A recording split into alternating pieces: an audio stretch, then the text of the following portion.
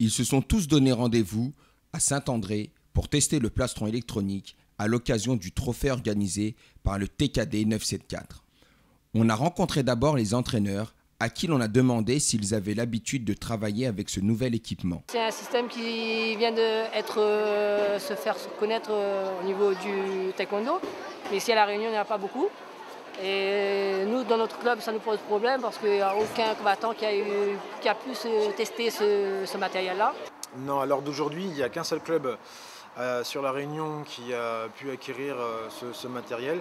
Donc foncièrement, tous les clubs travaillent de manière complètement virtuelle sur des plastrons habituels, mais donc apportent justement une précision au niveau de la technique pour que l'athlète s'adapte au mieux aux techniques en compétition qui vont valider entre guillemets le travail donné aux entraînements. Il est donc difficile pour les clubs de travailler avec les nouvelles normes. Qu'en est-il du côté des compétiteurs ? Y a-t-il un changement fondamental ? En fait, ça change tout le combat. Maintenant, on est passé avec le plastron électronique. C'est beaucoup plus difficile de marquer un point parce qu'il faut carrément bien placer son pied sur le plastron et frapper fort. Avant, il suffisait que les arbitres avaient la frappe et le bruit et ça suffisait.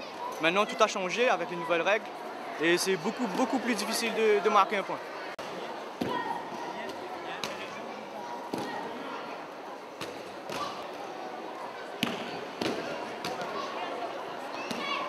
La puissance devient donc un élément essentiel dans la frappe afin de pouvoir permettre aux capteurs de bien comptabiliser les points. Le sport et la technologie se mêlent.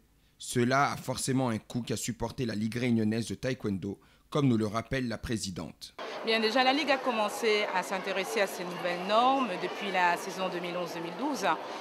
Et un gros effort a été fait pour effectivement avoir les plastrons électroniques pour la saison 2012-2013.